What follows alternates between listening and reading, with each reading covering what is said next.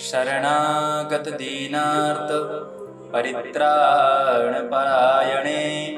सर्वस्यार्ति हरे देवी चंद्रघंटे नमोस्तुते।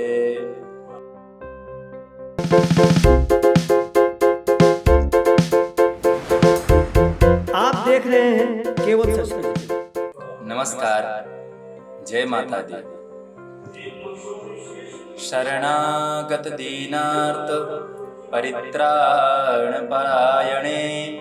सर्वस्यार्ति हरे देवी चंद्रघंटे नमोस्तुते। आप सब देख रहे हैं केवल सच यूट्यूब न्यूज चैनल। शारदीय नवरात्र की आप सबको हार्दिक मंगल कामनाएं, शुभकामनाएं। मैं आचार्य पंकज पांडेय नवरात्र के इस पावन पर्व पर आप सबको आज नवरात्र के तृतीय दिवस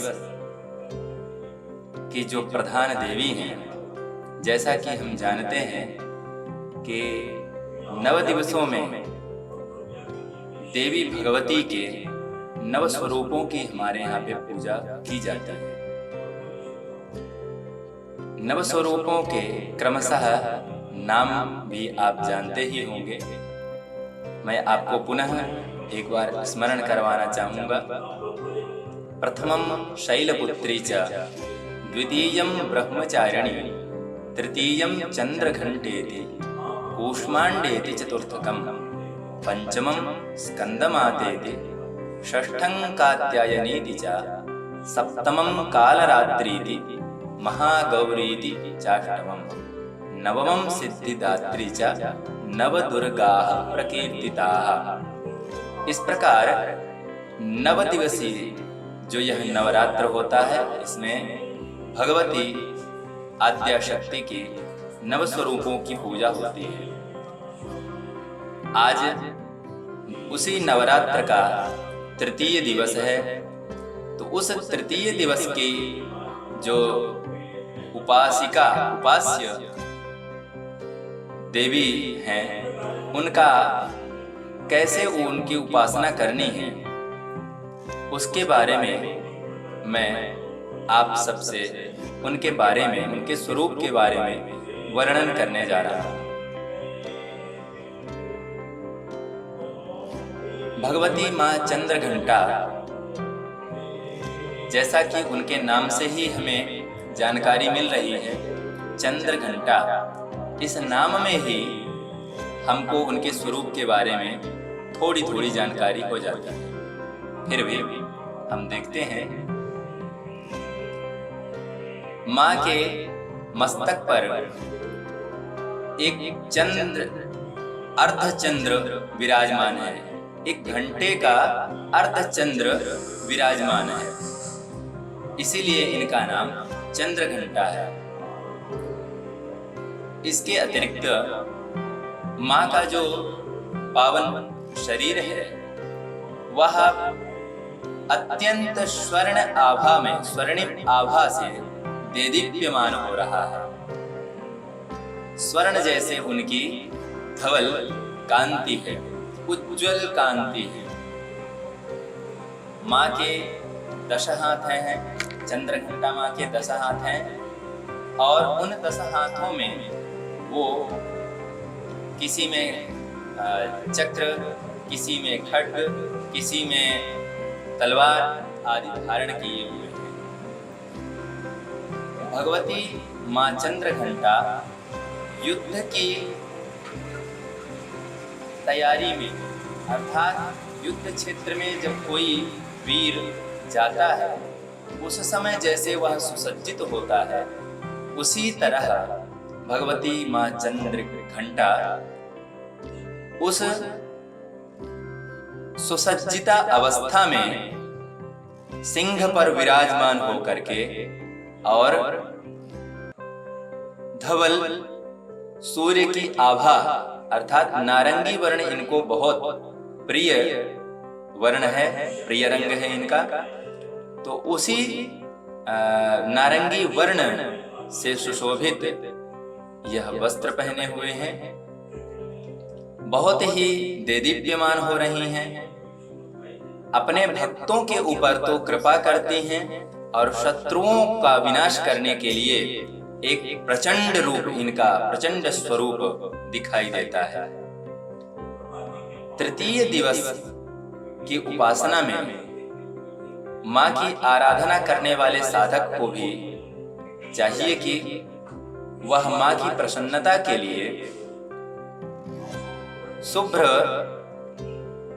सूर्य की कांति जैसे प्रातःकालीन सूर्य की कांति होती है केसर वर्ण की, वैसे ही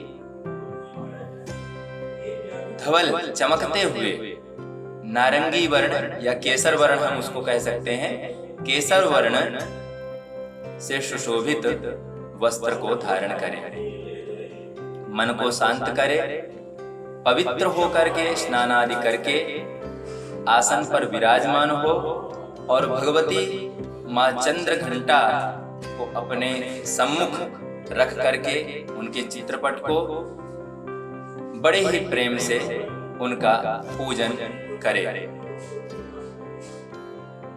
तृतीय दिवस पर जो साधक होता है, उस साधक का मन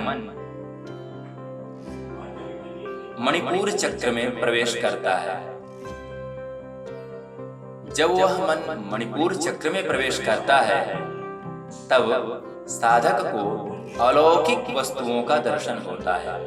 अलौकिक वस्तुएं अर्थात जो लोक में दिखाई नहीं देती। लोक अर्थात यह संसार हमारे इन चर्म चक्षुओं से सामान्य जो यह हर किसी को जो वस्तुएं दिखाई देती हैं, इनको लौकिक वस्तुएं बोला जाता है।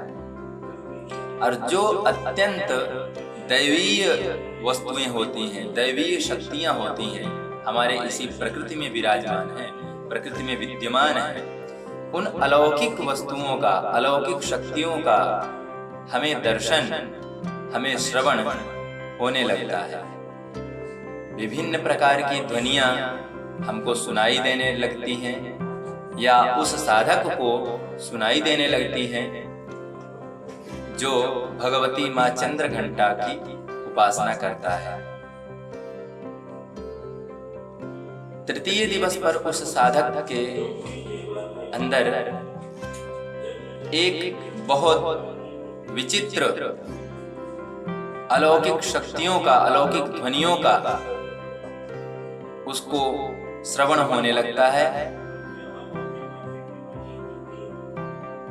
वह साधक विभिन्न प्रकार की सुगंधियों का भी अनुभव करता है। अर्थात इस अवस्था में, इस काल में साधक को बहुत ही सावधान होना चाहिए। यदि साधक सावधान नहीं होगा तो इससे हानि भी मिल सकती है उस साधक को।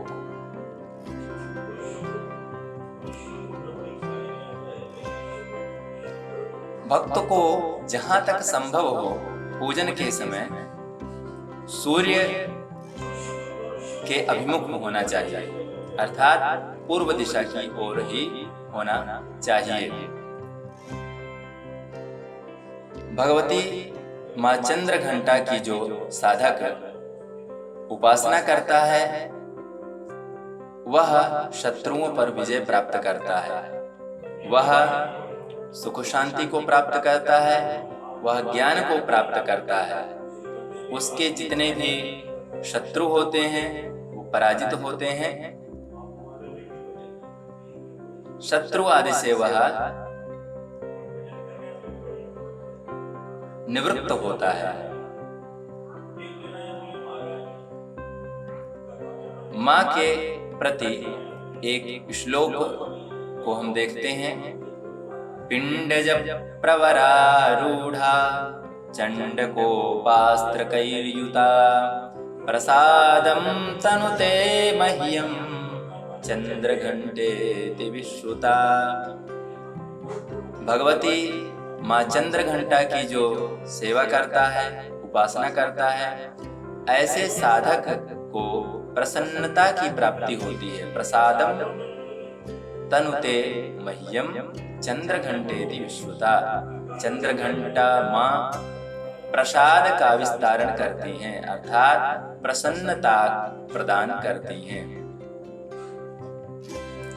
आप सब बड़े ही तन्मय होकर के, बड़े श्रद्धावान होकर के माँ चंद्रघंटा की सेवा करें, उनकी उपासना करें, व्रत करें।